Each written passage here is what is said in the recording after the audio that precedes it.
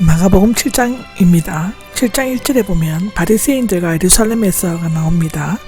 바리새인들과 몰려왔다가 나오는데 아마도 예루살렘에 있던 바리새인들과 율법학자들은 예수님에 대한 소문을 전해 듣고 자신들의 입지가 크게 흔들리고 위협을 느끼게 되자 진상을 알아보고 흠잡을 목적으로 예수님이 계신 곳 아마도 가버나움으로 내려왔을 것입니다. 그들은 매서운 눈으로 살펴보다가 예수님의 제자들이 식사하면서 자신들이 계승한 바리새인의 규범, 즉 장로들의 전통을 어긴다고 생각하고 재빠르게 달려들었다고 기록되어 있습니다. 7장의 2절에서 4절을 보면은 마태복음 15장 1절에서 20절에 제가 언급을 했습니다. 그것을 주석을 참조하시면 되고요. 3절은 깨끗이가 나오는데 문자적으로 손을 가지고 한쪽 손으로 다른 한쪽 손과 팔을 꽉 쥐고 문지른다는 의미에서 팔꿈치까지 손으로 번역합니다. 신의 사본으로 주로 되어서 종종 자주로 되어 있으며 몇몇 영역본들은 이 단어를 생략하고 있습니다. 열심히 팔꿈치까지 주먹까지 부지런히 등으로 번역되지만 이러한 행동들은 손을 깨끗이 하기 위한 것이므로 깨끗이라는 뜻이 더 어울린다고 기록되어져 있습니다. 저를 보면 물을 뿌리지 않으면이 나옵니다. 어떤 고대 사본들에는 물을 흩뿌리다로 되어 있는데 물을 뿌리는 것은 일종의 청계의식으로서 후대 사본들 등은 세례를 베푸다의 뜻으로 사용하였다고 하는데요. 그것은 위생보다는 성기를 위한 종교 행위였다고 합니다. 그리고 몸을 씻다는 손보다는 몸 전체를 씻는 것을 나타내는데 미시나에는 정결의식에 관해 30장에 걸쳐 다루고 있습니다. 너무나 까다롭고 복잡하기 때문에 그 누구도 지킬 수가 없었다고 합니다. 외식하는 바리새인들과 율법학자들은 율법의 규정을 자신들이 지키지 않으면서도 남을 정죄하고 자신을 돋보이게 하는 수단으로 교묘히 사용하고 있었다고 기록되어져 있습니다. 5절을 보면 행하지 않고가 나오는데 따라 생활하지 않고 뜻이고 원래는 걷다, 돌아다니다, 살다의 뜻으로라고 합니다. 히브리어적 표현이며 바울 서신에서는 자주 사용되고 있다고 로마서 6장 4절에는 말하고 있습니다. 이 질문은 제자들을 빗대어 예수님께서 직접 한 것이었다고 합니다. 6절을 보면 너희 위선자들이 나오죠. 마가에는 이곳에만 있고 마태에는 14번이나 나옵니다. 누가에는 3번 나오고 있고요. 고전 헬라에서는 대답하는 자, 해석자, 아티카 방언에서는 배우이라고 합니다. 로마의 원형극장 약 2만 5천 명이 관람할 수 있었는데 연극 배우들은 큰 가면을 쓰고 그 속에 작은 학생기를 숨겼는데 이때 가면을 쓰고 다른 인물로 등장하는 사람을 히포크레테, 위선자라고 불렀다고 합니다. 그들은 악의를 가지고 위선적으로 행동했다는 것이 아니라 겉으로는 진실되게 경건하게 행동하고 있지만 속으로는 불경건하게 행동했다는 것이라고 합니다. 여기서 잘이란 뜻은 적절한 뜻을 가지고 있지만 여기에서는 풍자적인 느낌이 들어있습니다. 이사야의 예언에 대해서는 마태복음 15장 7절에 제가 말씀드렸습니다. 8절에는 하나님의 계명, 사람의 전통이 나옵니다. 장로들의 전통이 생겨나게 된 것은 성경에 기록된 율법만으로 방대하게 복잡한 인간사회의 모든 문제를 일일이 규정할 수 없었기 때문에 세부 사항들은 규정하여 대대로 물려준 것에서 비롯되었습니다. 그런데 예수님 당시에 이르러서는 장로들의 전통이 하나님의 계명보다 더 권위 있고 구성되게 있는 것으로 뒤바뀌어지고 말았습니다. 종이 어느 날 주인 행세를 한 것과 마찬가지인데요. 만약 하나님의 계명과 장로들의 전통이 서로 맞지 않거나 어느 한쪽을 택해야 할 때 그들은 하나님의 계명을 저버렸다고 합니다.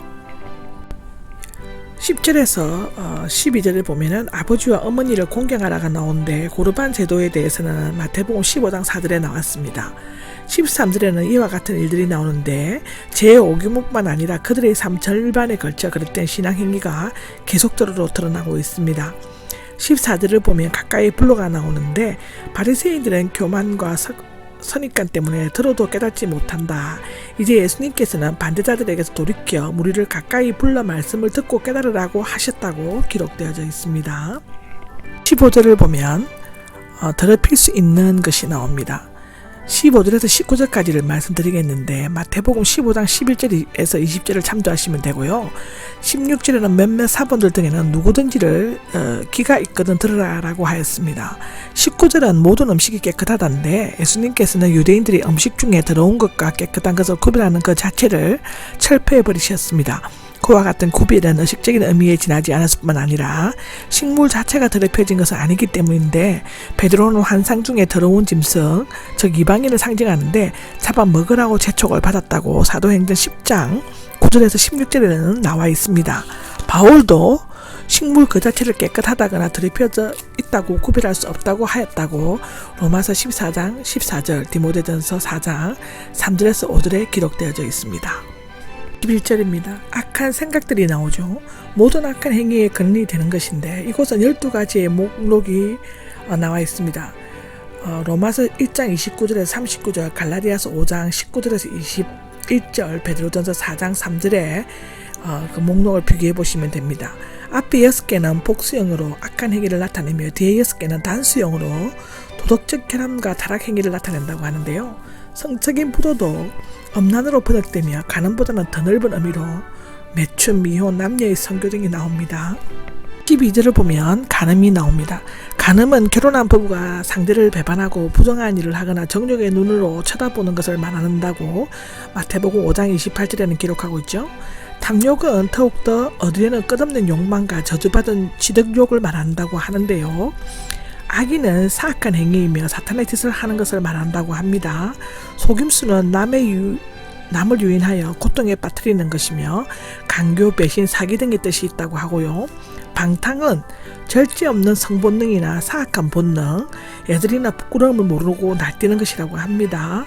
질투는 남의 성공과 행복을 시샘하거나 시기하여 눈을 헐키는 것을 말하는데, 중상은 하나님이나 사람에 대한 조롱이나 비방, 명예훼손, 경멸적이고 무례한 은사를 말하고요. 교만은 자기를 남보다 높게 보거나 우월하다고 생각하는 악한 성향을 말한다고 합니다. 어리석음은 도덕심이 없거나 도덕적 판단력에 결여된 몰지각한 행위를 말하는데, 예수님께서 중요시하신 것은 사람들의 외면적 의식적 규례가 아니라 내면적 본질적인 마음의 바탕이었다고 성경은 기록하고 있습니다. 24절입니다. 24절에는 그곳을 떠나 두루 지방으로가 나오죠. 자세한 내용은 마태복음 15장 21절에 설명하였습니다. 그곳은 게세마네 땅이라고 이든지 아니면 가느바움의 집일 수도 있습니다. 두루 지방은 이방 영토인 베니겟의 남부에 있는 고대의 유명한 도시 두로를 중심한 지방입니다. 마태복음 15장 21절에는 두로와 시돈 지방으로 되어 있고, 고대 근위 사본에는 또 역시 시돈 지방이 첨가되어 있습니다.